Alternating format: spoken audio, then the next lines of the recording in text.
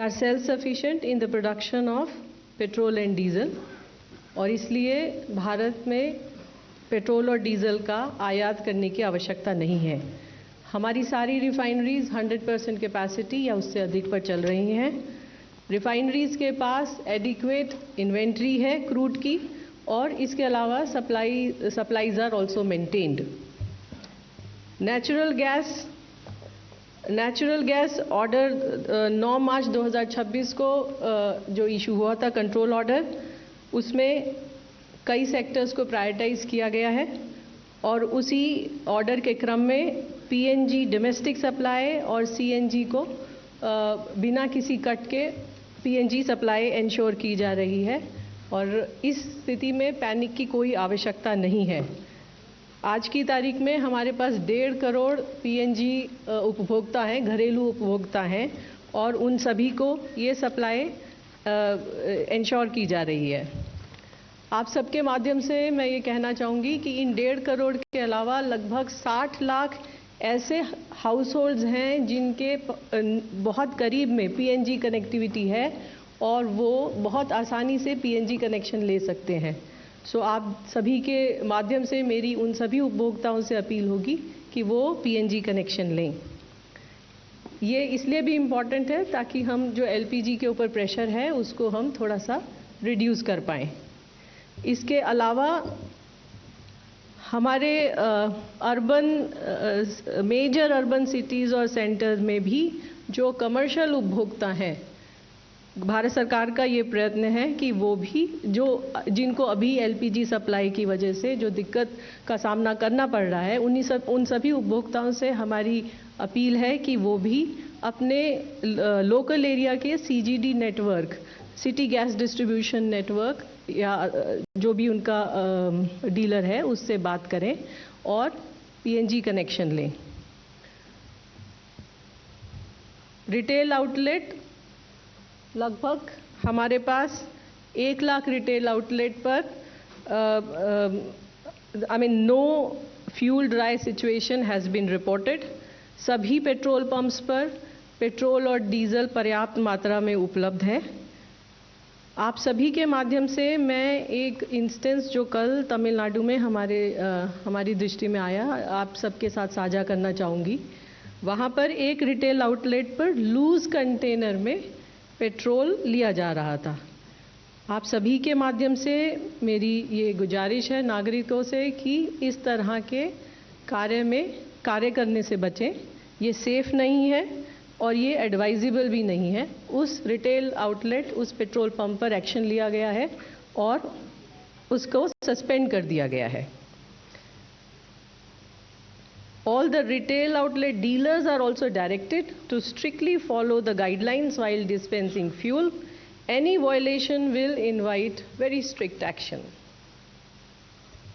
LPG के संबंध में मैं कहना चाहूँगी कि ये एक इशू ऑफ कंसर्न है हमारे लिए, खासकर जब हमारा मुख्यतः जितना भी आयात हो रहा है उसमें एक major portion strait of Hormuz से आता है और वहाँ पर क्लोजर की वजह से थोड़ी सी मैटर ऑफ कंसर्न है। लेकिन इसके बावजूद भी किसी भी 25,000 डिस्ट्रीब्यूटर्स में कहीं कोई ड्राई आउट रिपोर्ट नहीं हुआ है।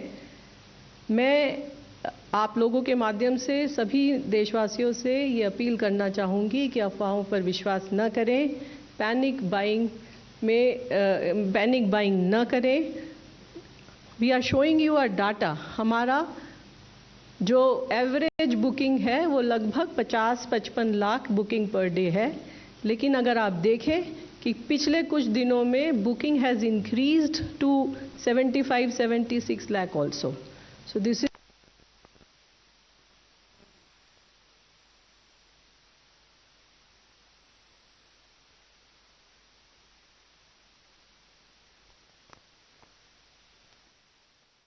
इंटर-मिनिस्ट्रियल ब्रीफिंग डिस्ट्रीब्यूशन नेटवर्क के द्वारा और वो हम आज भी कर रहे हैं। इसके अलावा कॉल सेंटर, जो public sector oil marketing companies हैं, उनके कॉल सेंटर को भी स्ट्रेंथन किया गया है। कॉल सेंटर में सीट्स को बढ़ाकर 400 और टेलीफोन लाइंस को भी बढ़ाकर 650 कर दिया गया है ताकि लोग वहाँ पर अपना ग्रीवेंस रजिस्टर करा पाएँ। इसके अलावा एक मुख्य चीज़ जो मैं आप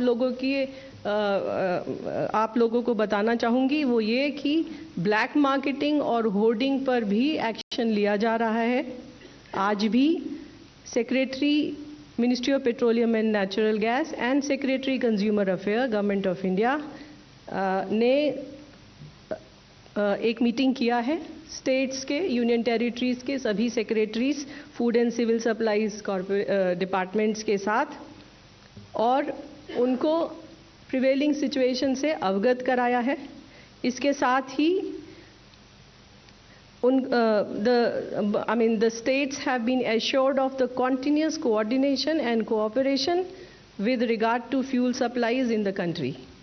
इसके साथ स्टेट्स को एडवाइस किया गया है कि ब्लैक मार्केटिंग और होर्डिंग के खिलाफ एक्शन लें, और स्टेट से रिक्वेस्ट है कि वो इंश्योर कराएं कि इस तरह के इंसिडेंट्स ना हो।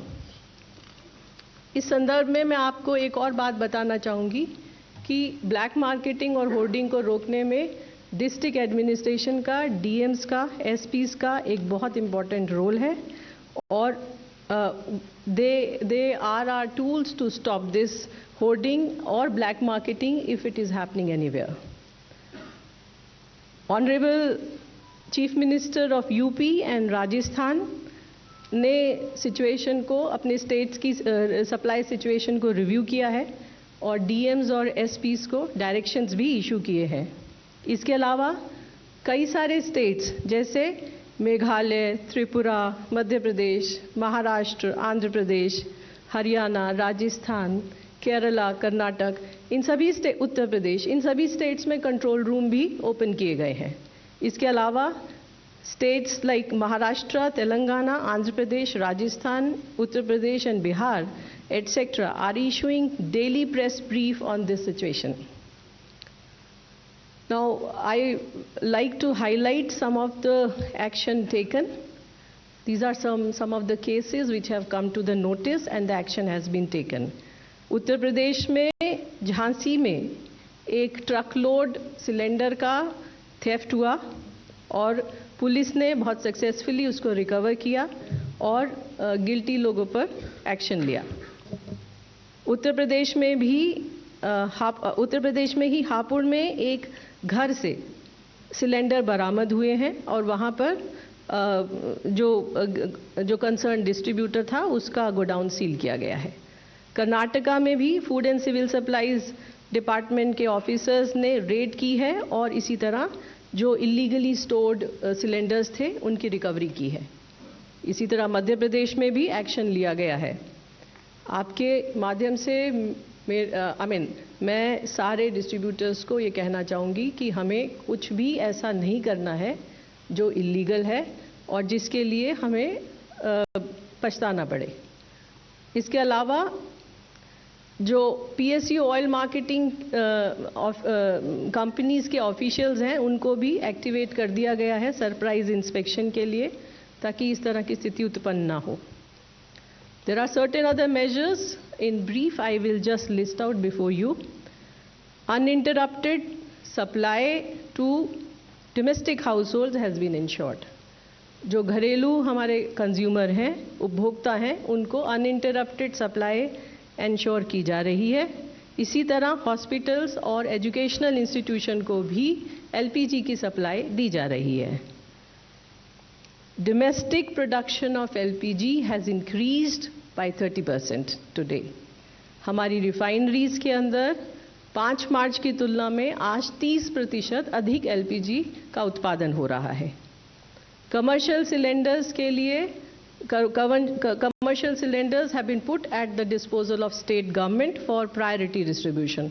कमर्शियल सिलेंडर्स के लिए स्टेट गवर्नमेंट से रिक्वेस्ट की जा रही है कि वो प्रायोरिटी डिसाइड करके इंश्योर करें कि ये कमर्शियल सिलेंडर कंज्यूमर्स तक पहुँचे।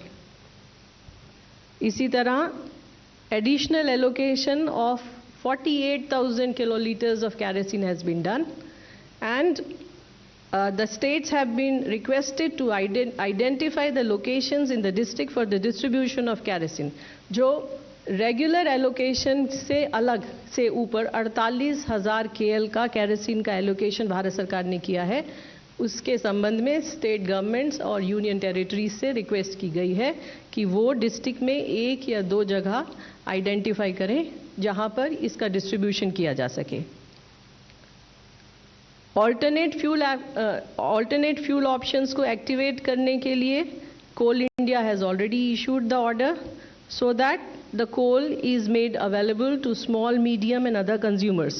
Small, medium or other consumers, especially the hotels and the restaurants, hospitality को coal की उपलब्धता ensure कराने के लिए coal ministry के द्वारा already order issue किया जा चुका है. अंत में मेरी आपके द्वारा सभी देशवासियों से अपील है कि घबराएं नहीं, पैनिक बुकिंग से बचें. इसके अलावा एलपीजी डिस्ट्रीब्यूटर के पास जाकर लाइन लगाने की आवश्यकता नहीं है. There is a system of online booking and large number of people, I mean you can see almost 83% of the people have booked the cylinder either through IVRS, SMS, WhatsApp booking or mobile application of the OMCs. So IVRS के द्वारा, SMS के द्वारा, WhatsApp के द्वारा और mobile application हमारी oil marketing companies की mobile application के द्वारा गैस सिलेंडर की बुकिंग की जा सकती है. कृपया उसका उपयोग करें.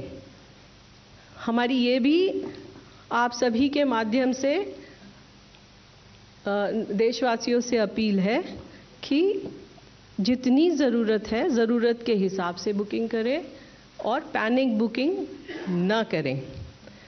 And in the end I request the media to help disseminate correct information and rely on official sources so that unnecessary panic can be avoided.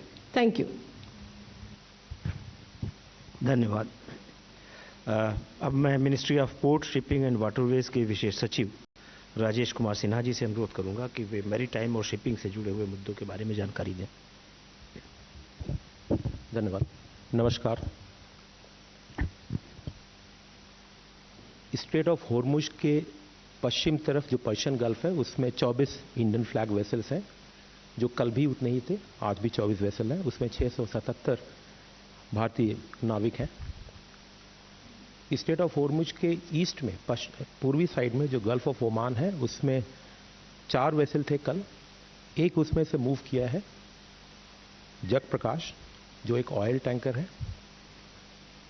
तो अब वहाँ पे 3 भारतीय फ्लैग के वेसल्स रह गए. उसमें 76 इंडियन नाविक हैं. इसके अलावा टोटल गल्फ रीजन में करीब 23,000 इंडियन नाविक हैं जो across merchant, harbour, offshore vessel वगैरह में काम कर रहे हैं. और डीजी शिपिंग इन सभी से निरंतर तरीके से संपर्क बनाए हुए है. जो उनकी इंगेजमेंट एजेंसी है, आरपीएसएल कहते हैं उनको, रिक्रूटमेंट एंड प्लेसमेंट सर्विसेज लाइसेंसी, वो डीजी शिपिंग के लाइसेंसी होते हैं, उनके द्वारा. जो हमारी भारतीय मिशन है इन कंट्रीज में, उनके द्वारा, और जो भी और स्टेक होल्डर हैं उनके द्वारा, इन सभी से संपर्क लगातार बना हुआ है. इस पे एक डीजी शिपिंग ने एडवाइजरी भी जारी की थी 4 मार्च को. निरंतर करती रहती है, समय समय के अनुसार करती रहती है. एक 4 मार्च को पुनः जारी किया है और वो कम्युनिकेशन डीजी शिपिंग सभी को एक साथ भेजता है. तो करीब 7.5 लाख जो इंडियन सीफेरर हैं सभी को डीजी शिपिंग ने एक कम्युनिकेशन भेजा, इस एडवाइजरी को भेजा, जिसके थ्रू जो डीजी शिपिंग की 24/7 हेल्पलाइन है उसके कॉन्टैक्ट डिटेल कि कोई भी असिस्टेंस, किसी भी तरीके की आवश्यकता हो, सहायता की ज़रूरत हो, तो आप डीजी शिपिंग से संपर्क कर सकें, इसके लिए उनको अपडेट किया है. ये निरंतर करते रहते हैं, बट इस परिस्थिति में विशेषकर से दोबारा किया है. इसके अलावा 28 फरवरी से डीजी शिपिंग की जो 24/7 कंट्रोल रूम है, डीजी कॉम सेंटर बोलते हैं उसको। उसमें 28 फरवरी के बाद, ये निरंतर चलती है, पूरे साल चलती है, बट 28 फरवरी के बाद से इस सेंटर में करीब 2425 कॉल रिसीव हुई हैं और करीब 4,500 ईमेल रिसीव हुए डिफरेंट सीफेयर से, सीफेयर के फैमिली मेंबर्स से और अदर स्टेक होल्डर से, किसी भी प्रकार की सूचना की जानकारी के लिए या किसी मदद के लिए। और इसी संदर्भ में डीजी शिपिंग ने जो भारतीय नाविक हैं गल्फ रीजन में जिनका एम्प्लॉयमेंट का टर्म खत्म हो गया, वो साइन ऑफ कर चुके हैं शिप से, उसमें करीब 200 भारतीय नाविकों को भारतवर्ष में वापस लाने का भी सफलता से किया, और वो भी हमारी एम्बेसीज के क्लोज कोऑर्डिनेशन के साथ किया। और जैसा मैंने बताया, मैं इसको रिआइट्रेट कर रहा हूं, दोबारा बोल रहा हूं कि सारे भारतीय वेसल्स और सारे उस पे भारतीय नाविक, उनकी एक्टिव मॉनिटरिंग हो रही है जिससे उनकी सेफ्टी और सिक्योरिटी इंश्योर हो सके। जो डीजी शिपिंग की एडवाइजरीज हैं उसके कुछ मुख्य बिंदु मैं बता रहा हूं। डिटेल्ड एडवाइजरीज हैं, सारे लोगों को जाती हैं, सारे स्टेक होल्डर्स को जाती है, सारे शिप ओनर्स को जाती है, सारे नाविकों को जाती है। बट इन एडवाइजरीज के कुछ मुख्य बिंदु मैं बता रहा हूं। डीजी शिपिंग की जो कम्युनिकेशन सेंटर है, डीजी कॉम सेंटर, जो 24/7 चलती, उस हेल्पलाइन को या उसके ईमेल की मदद लें किसी भी आवश्यकता के समय। सेफ्टी इंस्ट्रक्शंस हैं वो फॉलो करें, जो भी लोकल अथॉरिटी जारी करती हैं या हमारी मिशन, जो भारतीय मिशंस हैं बाहर, वो जारी करती हैं, उसको फॉलो करें। जो भी जहाज हैं, हमने भारतीय फ्लैग के जहाज हैं, उसको शिप शोर सिक्योरिटी ड्रिल्स को कवर करें, जिससे कि किसी प्रकार की थ्रेट्स, वो ड्रोन से हो या लॉयटरिंग म्यूनिशन से हो या किसी तरीके के असिमेट्रिक अटैक से हो, उसके लिए सिक्योरिटी ड्रिल्स को फॉलो करें। और डीजी शिपिंग या मिनिस्ट्री ऑफ एक्सटर्नल अफेयर्स की कोई भी एडवाइजरी या अपडेट जाती है तो उसको रेगुलरली मॉनिटर करते रहें। ये कुछ बिंदु मैंने बताए, एडवाइजरीज थोड़ी और डिटेल भी हैं। अब मैं पोर्ट के ऑपरेशंस के विषय में कुछ बिंदु बताता हूं। पोर्ट के ऑपरेशंस पूरे भारतवर्ष में स्टेबल हैं और सारे मेजर पोर्ट और अदर देन मेजर पोर्ट्स जो स्टेट मैरीटाइम बोर्ड के अंतर्गत भी आते हैं, उनके लिए एक स्टैंडर्ड ऑपरेटिंग प्रोसीजर जारी किया हुआ है, जिससे कि वो सारी शिपिंग लाइंस और एक्सपोर्टर्स के साथ समन्वय बना के रखें, उनके साथ कोऑर्डिनेट करें और उनकी कोई भी ग्रीवांस हो उसको टाइम बाउंड बेसिस पे रिड्रेस करें। हर मेजर पोर्ट पे एक सिंगल पॉइंट ऑफ कांटेक्ट भी बनाया गया है नोडल ऑफिसर की तरह से, और वो सभी को कम्युनिकेट किया गया है।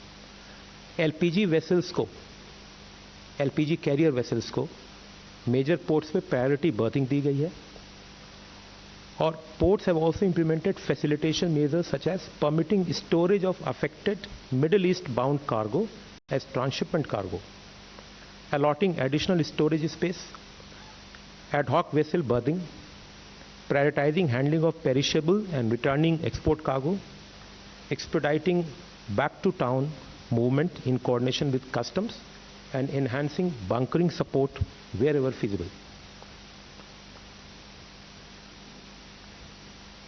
इस क्राइसिस जो गल्फ रीजन में स्थिति है उसमें अनफॉर्चुनेटली, जैसा मैंने कल भी बताया था, 3 कैजुअलिटी, भारतीय नाविकों की 3 कैजुअलिटी रिपोर्टेड हैं, 1 नाविक मिसिंग है। इसके अलावा 4 नाविकों को थोड़ी इंजरी हुई थी, लेकिन अब सभी बाहर आ गए, जिनको इंजरी हुई थी सब बाहर आ गए हैं और उनको मेडिकल ट्रीटमेंट दिया जा रहा है। डीजी शिपिंग सारे जो नाविक हैं उनके घरों की, उनकी फैमिली से या उनके नेक्स्ट ऑफ किन से संपर्क में है। कल की ही बात है, हमारे एक बहुत सीनियर अधिकारी डीजी शिपिंग के, वो एक नाविक के जो एमईए ने कल ब्रीफ किया था, उनके घर पे गए, उनके परिवारजनों से मिले भी थे। इंडस्ट्री और स्टेक होल्डर्स से हमारा रेगुलर इंटरेक्शन है, जिससे कि हम जितनी असिस्टेंस हो सके उनको प्रोवाइड कर सकें, अपने मैकेनिज्म के थ्रू, डीजी शिपिंग के थ्रू या पोर्ट्स के थ्रू।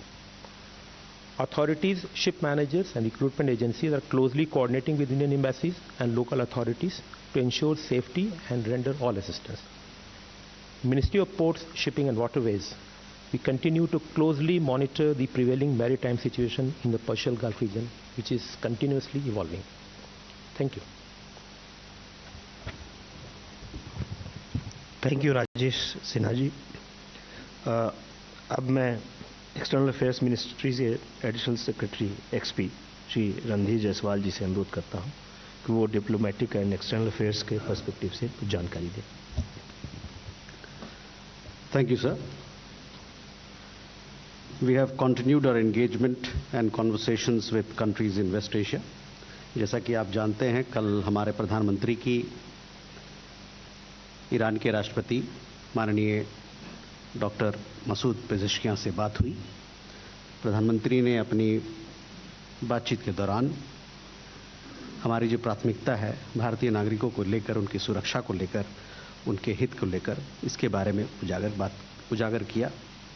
साथ ही साथ उन्होंने जो महत्व है ऊर्जा और सामग्री के पारगमन का, इसके बारे में भी उन्होंने उल्लेख किया।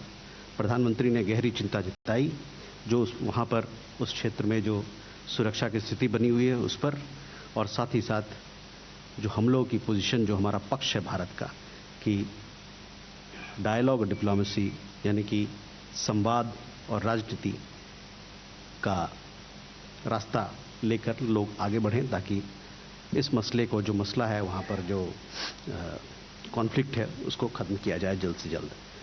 आज कल विदेश मंत्री की ईरान के विदेश मंत्री श्रीमान सैयद अब्बास अरांची जी से बात हुई और दोनों विदेश मंत्रियों के बीच में द्विपक्षीय वार्ताओं मुद्दों पर और साथ ही साथ ब्रिक्स के मुद्दों पर बातचीत हुई।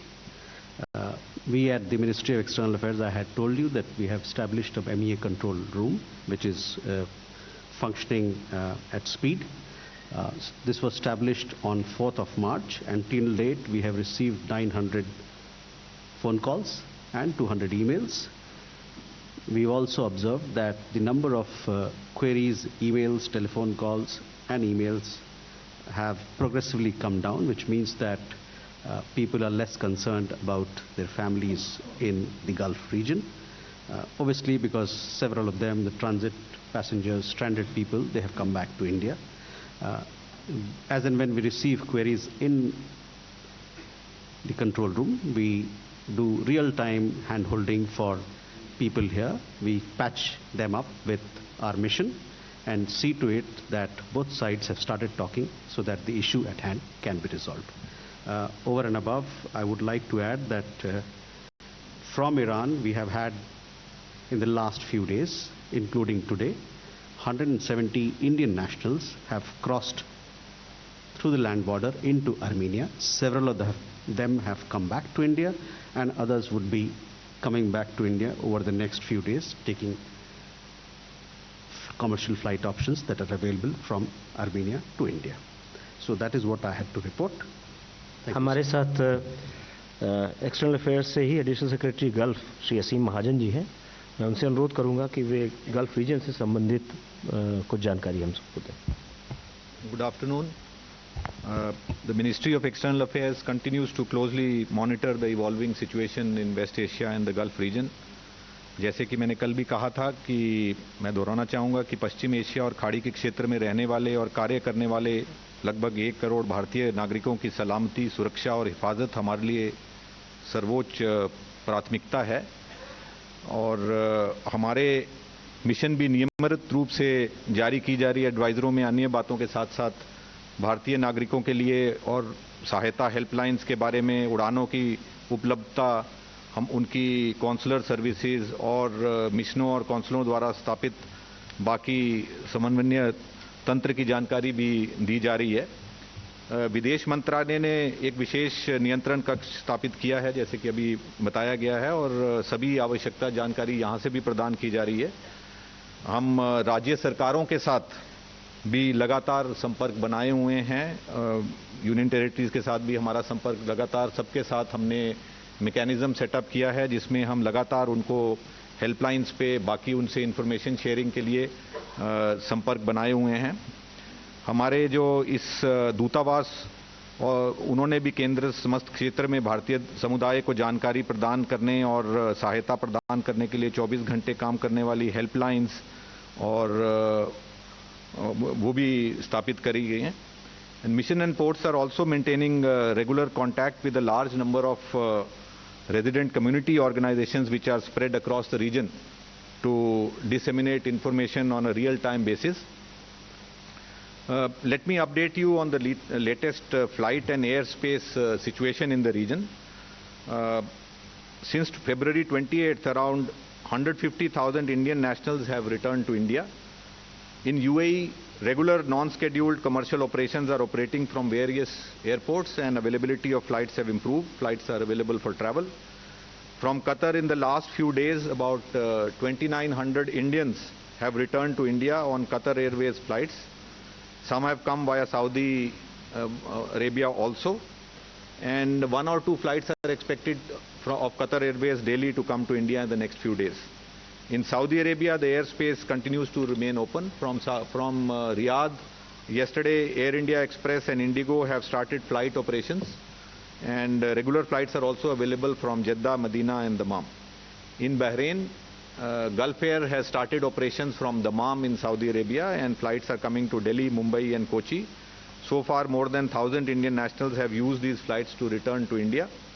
And in Kuwait, since the airspace is shut, the Kuwait-based Jazeera Airways is operating from AQI airport of Saudi Arabia, and it is also expected that they will start flights to India soon from this airport. In Iraq, the airspace is closed, but we are facilitating travel of Indians from Saudi Arabia.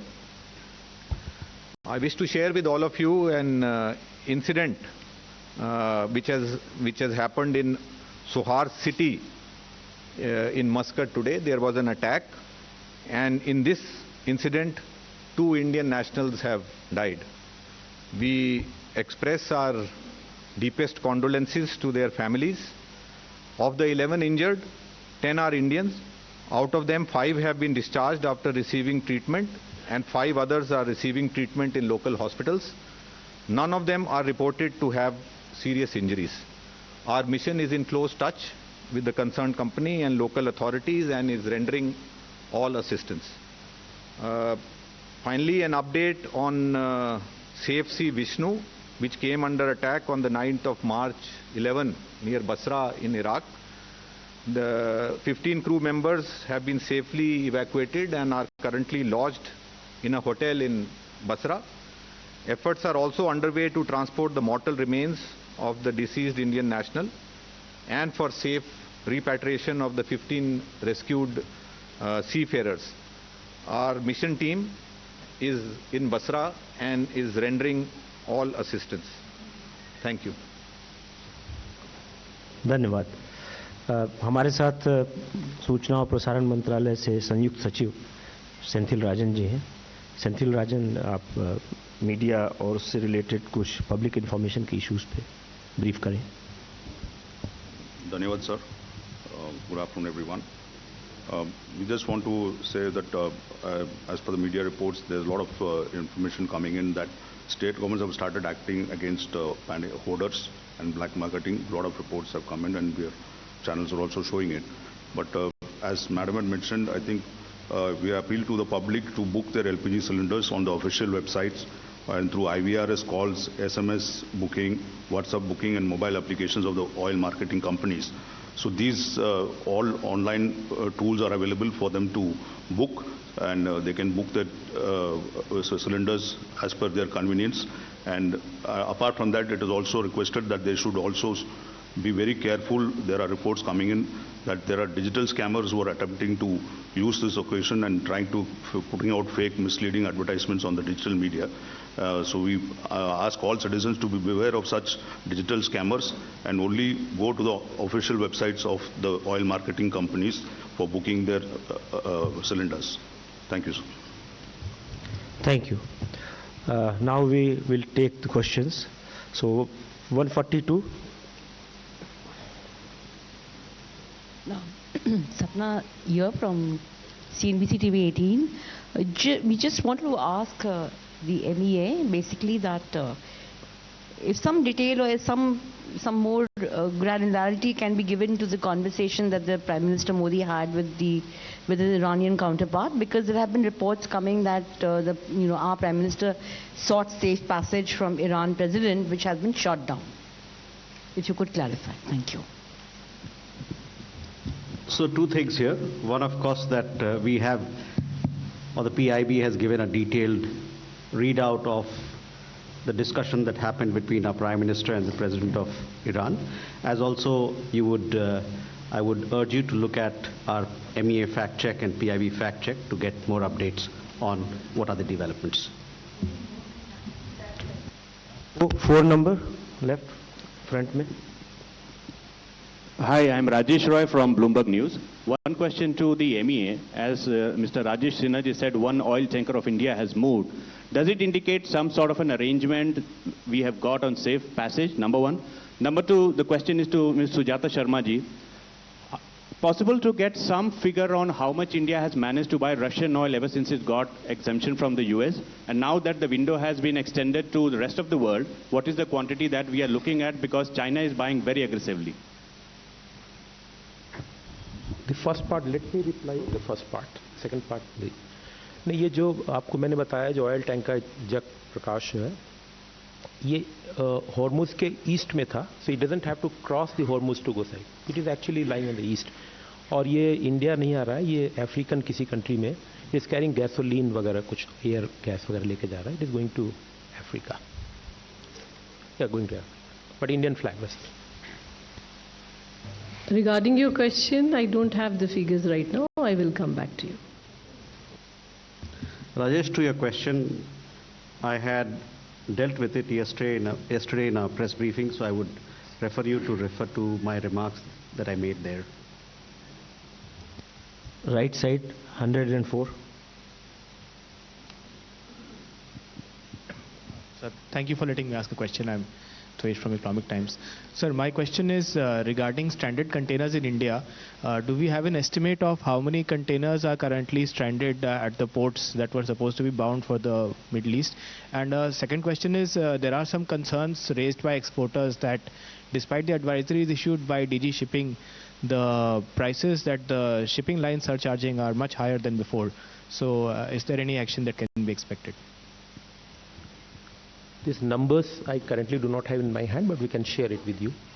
Secondly, about the advisories जो जारी हुई है, DG Shipping ने advisory जारी की है. The point which you raised about the prices being charged, DG Shipping has issued an advisory a few days ago on this. Center 789.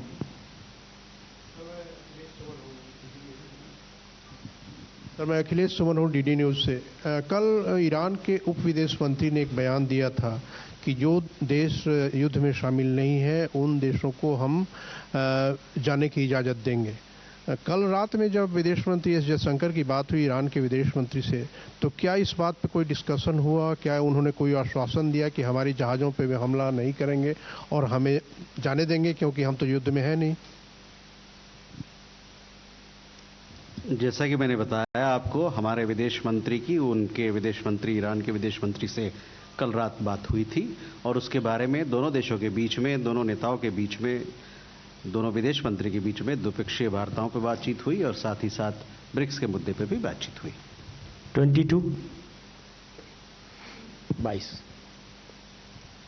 Sir, I am Deepak from Times of India. I have two questions. One for Mr. Sinha. Today there was a tweet by Kandla Port saying that they are getting ready to accommodate almost like 48 ships in next 72 hours. And I know that Shipping Secretary has already directed to all ports, major ports, to be ready for ships that's coming back. So any status on how many ships are coming back to the major ports? And one thing to ma'am, from the Petroleum Ministry, I think this LNG supply to fertilizer plants have been cut down by 30%. So is there any report with you how many plants are under maintenance or they have stopped production?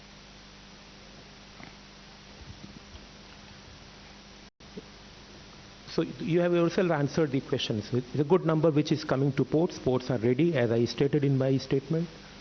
The port operations are stable, and ports are ready to receive any number of vessels as per their capacity.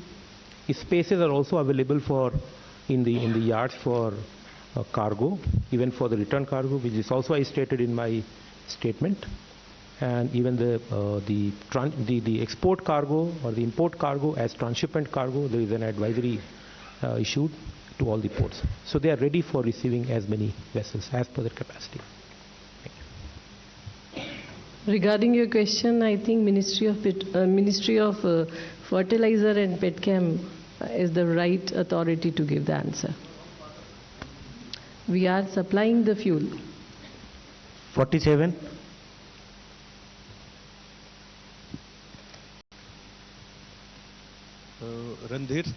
Randhir sir, आपसे मेरा सवाल है एक, और इधर Sujata ma'am से आपसे सवाल ये है कि कल जो ईरान की तरफ से रीडआउट आया है उसमें यह कहा गया कि ब्रिक्स को रचनात्मक भूमिका निभानी चाहिए पश्चिम एशिया संकट में, क्योंकि ब्रिक्स की अध्यक्षता हम लोग कर रहे हैं। और विदेश मंत्री जयशंकर ने भी अपने ट्वीट में और आपने अपने बयान में ब्रिक्स पे जोर दिया है। किस तरह की भूमिका हम लोग निभा सकते हैं? सुजाता मैम से हमारा सवाल है कि आप कह रहे हैं कि एलपीजी सिलेंडर जो है वो अपनी रफ्तार से सबको डिस्ट्रीब्यूट हो रहा है, कोई दिक्कत नहीं है। कॉमर्शियल सिलेंडर जो उनका फिगर आप बता सकते हैं कि 27 फरवरी को कितने डिस्ट्रीब्यूट डेली होते थे और कल तक कितने डिस्ट्रीब्यूट डेली में हो रहे हैं? नीरज जी, देखिए, इस कॉन्फ्लिक्ट पे ये जो संघर्ष चल रहा है उस पे हम लोगों ने अपनी गहरी चिंता जताई है, जिससे आप भली भांति वाकिफ हैं। साथ ही साथ हम लोगों ने सभी पक्षों से ये कहा है कि आप संवाद और राजनीति, डिप्लोमेसी एंड डायलॉग, इनका रास्ता अपनाएं ताकि ये जल्द से जल्द ये कॉन्फ्लिक्ट ये ख़त्म हो। इस मुद्दे पर हम लोग जितने ब्रिक्स के सदस्य हैं उनसे हम लोग बातचीत कर रहे हैं ताकि इस पक्ष और इस मसले पर एक कॉन्सेंसस पोजीशन इवॉल्व होके आए। आपके प्रश्न के जवाब में ये मैं कहना चाहूँगी कि जब मैंने कहा कि हम एलपीजी की सप्लाई कर रहे हैं, that is mostly with respect to domestic consumers. Bharat सरकार ने डोमेस्टिक कंज्यूमर को प्रायोरिटाइज किया है, उसको प्रोटेक्ट करने की कोशिश की है और ये प्रयास किया है कि डोमेस्टिक कंज्यूमर को एलपीजी की कमी ना हो। लेकिन ये बात भी सच है कि हमारे सामने एक डिफ़िकल्ट सिचुएशन है and there are constraints, and because of that only earlier the government decided to stop all the commercial supplies, or supply of entire commercial LPG cylinder. Lekin after the representations were received, it was decided that the stock will be put at the disposal of the state governments. State government को LPG cylinder उनके priority के हिसाब से किसको कितना देना है ये निर्णय करने का अधिकार दिया गया है। इसके साथ ही इस सब के करने के बाद भी आज की स्थिति में ये परिस्थिति नहीं है कि हम सारे कमर्शियल कंज्यूमर्स को फुल सप्लाई दे पाए, at least for the time being. इसीलिए आपके माध्यम से जब मैं आपको ब्रीफ दे रही थी तब मैंने कहा था कि हमारे यहाँ पर एटलीस्ट मेजर सिटीज़ के अंदर जहाँ पर सीजीडी नेटवर्क है, सिटी गैस डिस्ट्रीब्यूशन नेटवर्क है, वहाँ पर जो कंज्यूमर्स हैं जो एलपीजी सप्लाई की वजह से उनको जो परेशानी है, वो सारे consumers can contact their CGD distributors and can get the PNG connection. इसके लिए उन सीजीडी डिस्ट्रीब्यूटर्स के साथ भी मीटिंग की जा रही है सरकार के लेवल पर, गेल भी इसमें इन्वॉल्व है, and I am sure this will relieve pressure on LPG. Thank you. अब राइट साइड से 145।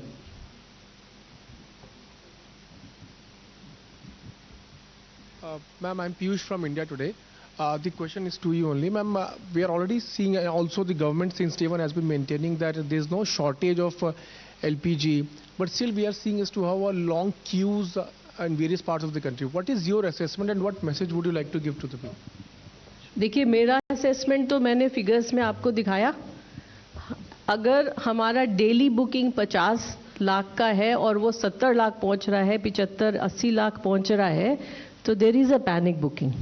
लेकिन डिलीवरी के अंदर there is no shortage and इसीलिए, और आपका जो दूसरा सवाल था वो जो आपने कहा वो बहुत ही, it's a very valid point, why there are queues, there are systems, people are using it, लोग उसे यूज कर रहे हैं। इसीलिए जो अभी हमने आपको पाई चार्ट दिखाया उसमें बताया 83% of the people are using the digital one for system for booking. तो मेरा आप सभी के माध्यम से सभी देशवासियों से रिक्वेस्ट है कि पैनिक की ज़रूरत नहीं है, डिस्ट्रीब्यूटर के पास जाकर लाइन में खड़ा होने की ज़रूरत नहीं है। You should book the cylinders online book कीजिए सिलेंडर्स।